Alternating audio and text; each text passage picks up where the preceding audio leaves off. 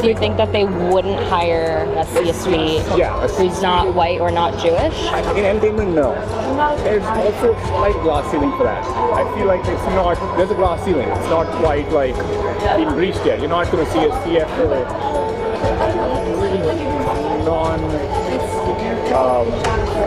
I guess, for lack of a word, non-white, non-Jewish. Unless you are a white Jewish man, well, you're likely never going to see Disney's C-suite. She was like Asian and Hispanic. Haitian, Hispanic mix. She just left Disney like a month ago. She left because she didn't really have, she's a woman. She didn't really have either of her bosses in her corner. Okay. And she quit saying that she just was like, I just not feeling right. So I feel, and that being said, that the department heads are two Jewish men. Not that I have anything against Jewish men, I'm just saying that she, being of color, felt that and she quit.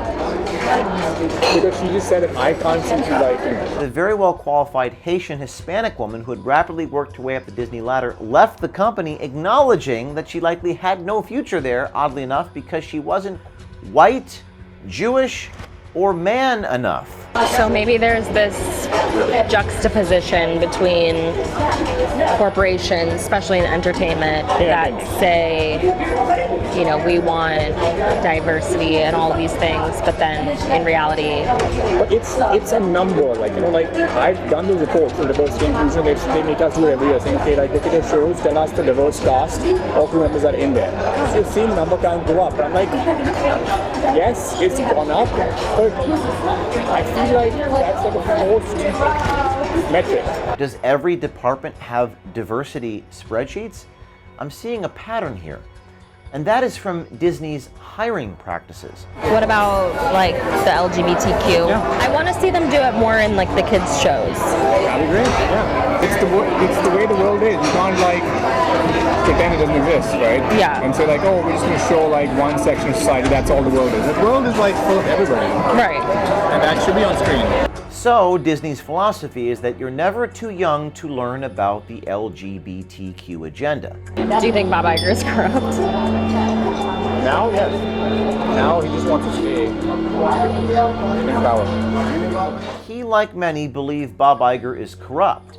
And if you look at the recent filings of Disney shareholder Nelson Peltz, it seems others carry the same sentiment. Last week on the Disney tapes, we met Mike Giordano, an attorney and senior vice president at the Walt Disney Company, who made it very clear that Disney promotes blatant discriminatory hiring practices. So much so that he actually expects lawsuits against Disney. It kind of feels like we're, at some point there's going to be a lawsuit. That's kind of how it feels, just because of, On this episode, our second installment of the Disney tapes, we're going to delve even further into Disney's systematic discriminatory hiring practices to see just how far they will go to pander in the name of diversity, not only in hiring, but even how they aggressively push race, gender, and LGBTQ programming at children, young children. And in an odd twist, one production executive claims that Disney CEO Bob Iger is corrupt, and that Disney's discriminatory DEI hiring will only get you so far up the Disney corporate ladder.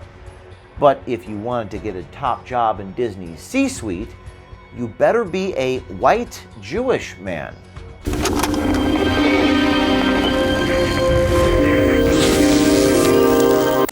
Now let's pick up where we left off last week. Remember Disney Senior Vice President Michael Giordano and his claims of blatant discrimination in Disney's hiring practices? certainly there have been times where, there's no way we're hiring a white male person. Just kind of unspoken. There are times when it's spoken, but How would they say it? there's no way we're hiring a white male person. They, for writers and actors, we'll hear all the time, like, I'm looking to hire writers and actors who bring diversity. I'm not looking to bring on any more clients who are white. Now, let's meet Sohrab Makker, who also goes by the name Dave. Dave is a director of production finance at Walt Disney Television.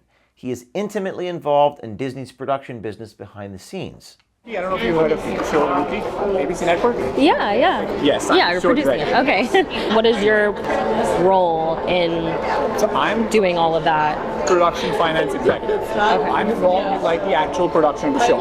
Okay. Looking at my work starts with like making the budget.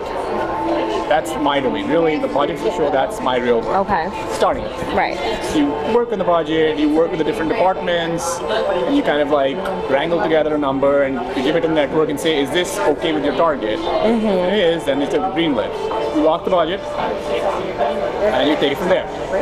Then we start with like the other parts of my work, which is mostly like, actor payments, leases, making sure they're on track with the different budgets for every episode, right? Because we lock the budget for one impact, what we call it, right? But each episode can go up and down if it's going to be.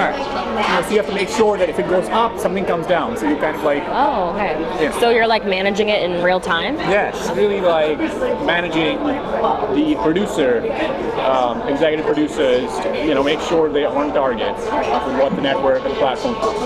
Yeah. Very cool. Do you work at all with like the people who are doing the content, like just to Yes, kind of like creative, see yeah. what the creative side? Yeah. Yeah, we have to work with them, right? Yeah. There is no doubt that Disney discriminates against white men when they are hiring and choosing who gets promoted. We heard that from Michael last week in Disney Tapes Volume 1, and Sohrab confirms it here. So maybe there's this juxtaposition between corporations, especially in entertainment, that say, we want diversity and all of these things, but then in reality, But it's a number, I've done those reports for diversity inclusion. They make us do every year, saying, okay, like look at your shows, tell us the diverse cast, all crew members are in there. So you've seen the number count go up. I'm like, yes, it's gone up, but I feel like that's like a forced metric. There's also a slight glass ceiling for that. I feel like there's a glass ceiling. It's not quite like been breached yet. You're not going to see a CFO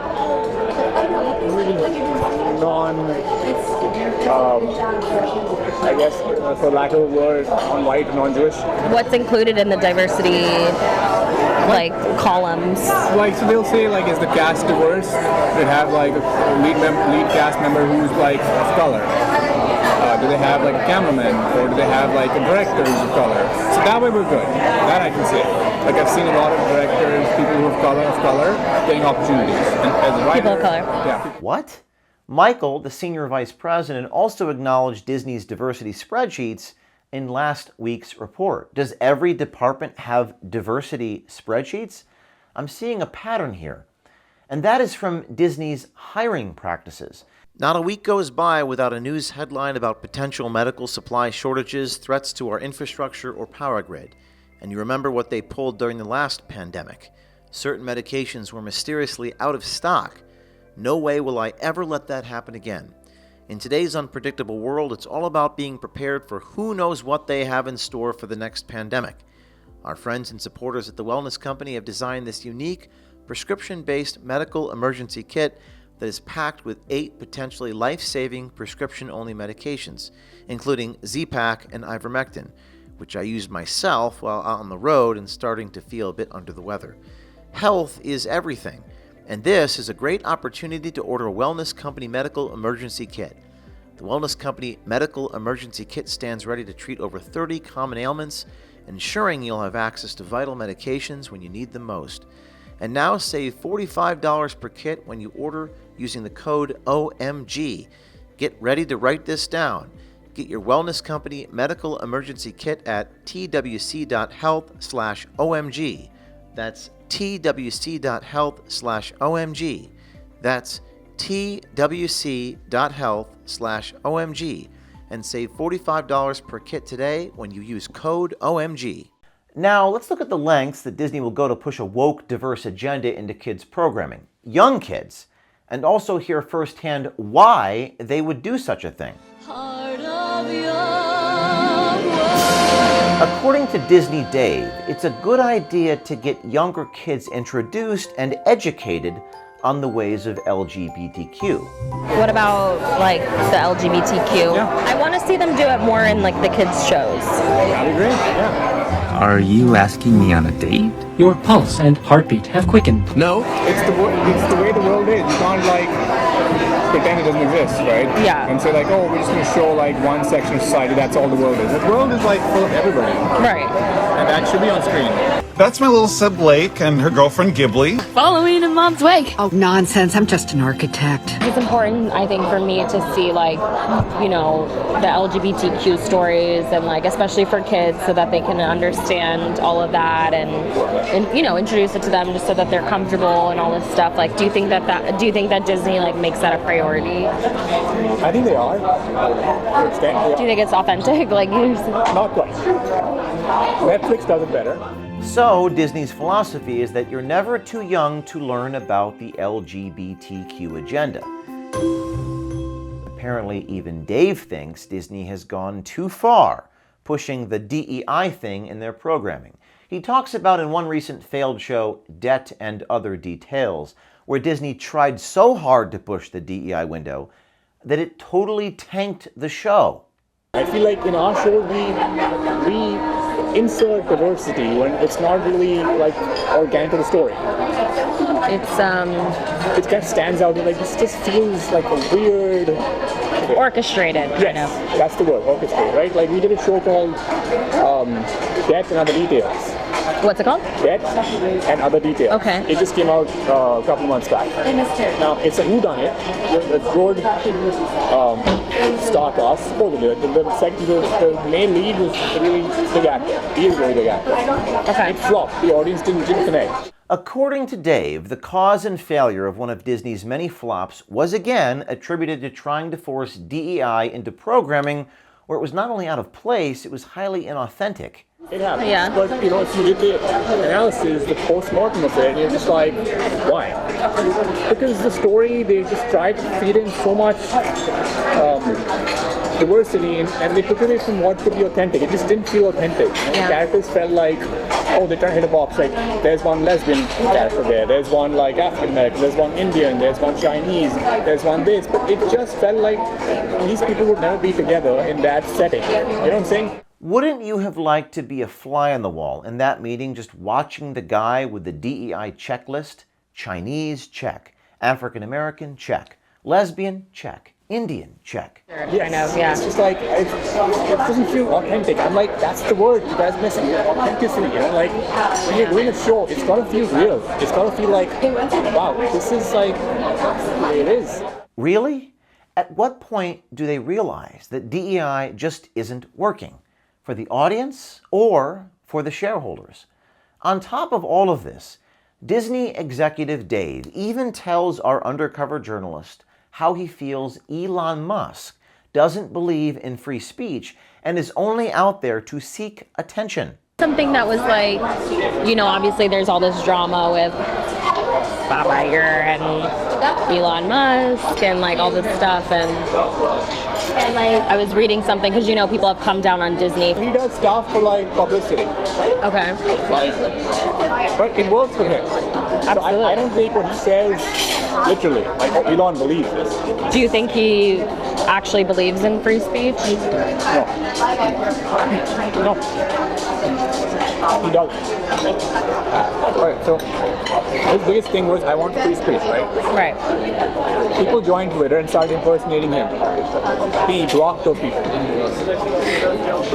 from Twitter. Now, How dare they? How's that free speech? Yeah. So I'm like, you're the owner, you can make up rules as you go. Like, free speech means anything. Free speech. If I want to impersonate you, I should be allowed. Right? That's your whole speech, right? Yeah. Unfettered access to whatever you want to say. What do you think Elon's motive is? Attention. Attention? You think he cares that much about attention? He's a narcissist. All he cares about is he's got a big ego. you feel that people like him love spotlight. He wants to be in that news. He wants to be in the front page every day saying, Elon Musk did this, Elon Musk said that. That gives him energy. I've seen people like that. I know people like that. You know, like they love that energy. They thrive on it. They want that spotlight.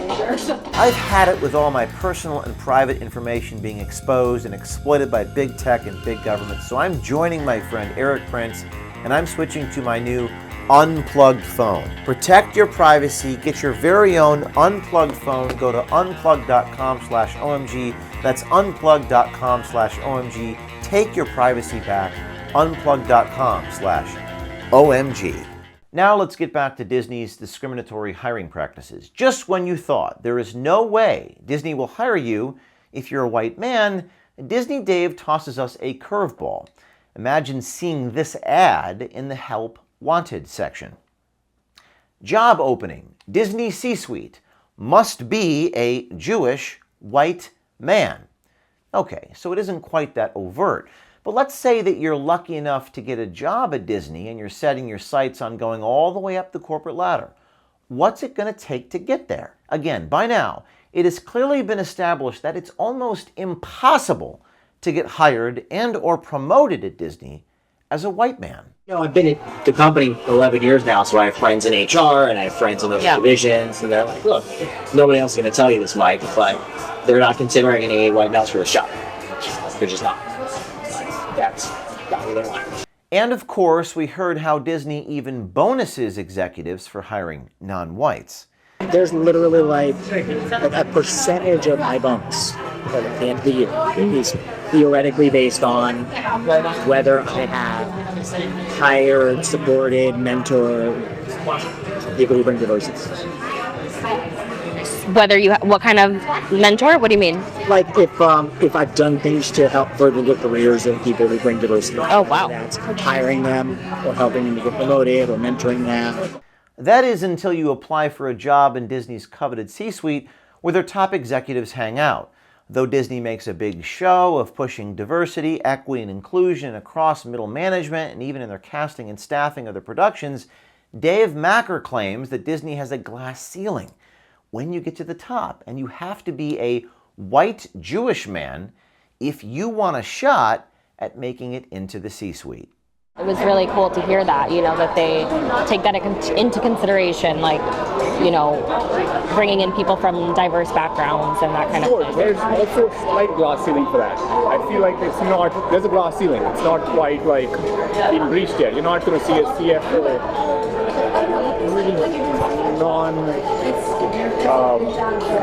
I guess, for lack of a word, non-white, non-Jewish. Dave goes on to point out that the tech industry is run by Indians and the entertainment business is run by white Jewish men. And that unless you are a white Jewish man, well, you're likely never going to see Disney's C-suite. In tech, everybody's like brown. All the CEOs are like, all tech companies mostly Indian. You look at it now. So you think that they wouldn't hire a C-suite who's not white or not Jewish? In entertainment, no. That is, but it's not just us. It's like every studio you look at, you'll find Indians pretty much higher there. You find like chief technology officer, he'll be Indian, obviously technology, right? He even claims that a very well-qualified Haitian Hispanic woman who had rapidly worked her way up the Disney ladder left the company, acknowledging that she likely had no future there, oddly enough, because she wasn't white, Jewish, or man enough. She was like Haitian and Hispanic. Haitian, Hispanic mix. She just left Disney like a month ago. She left because she didn't really have, she's a woman, she didn't really have either of her bosses in her corner. Okay. And she quit saying that she just was like, I was just not feeling right. So I feel, and that being said, that the department heads are two Jewish men. Not that anything against Jewish men, just saying that she, being of color, felt that and she quit. Because she just said that I can't seem to like him. So having heard all of this, what do you think Dave thinks of Disney's CEO Bob Iger? Do you think Bob Iger is corrupt? Now, yes. Now he just wants to stay in power. He came with a 2-year promise. In 2 years, I'll turn the company around and I'll get you a new CEO. He extended that to 2026. He got rid of a few people who were like, who could have been against him. He got rid of her. Like one CFO, Christine McCarthy. She was the CFO of Disney. He got rid of her. That's why I felt, I said, okay, I see this. If he's removing any potential threat, she could have been CEO. Yes, you heard that right. He, like many, believe Bob Iger is corrupt. And if you look at the recent filings of Disney shareholder Nelson Peltz, it seems others carry the same sentiment. Do you think Bob Iger is corrupt? Now, yes. Why does Dave Makker think that Bob Iger is corrupt? Is it because of his hiring practices, his insistence on pushing bizarre sexual and racial content on young kids, or how he uses his power and influence for political fundraising for far-left causes and leftist politicians? Who knows? One thing we know for sure, under Bob Iger's leadership, Disney, a once stellar and safe family brand, continues to rapidly circle the drain. Maybe Iger should spend more time on Disney's balance sheet and profit and loss statement and less time checking the boxes on his DEI spreadsheet.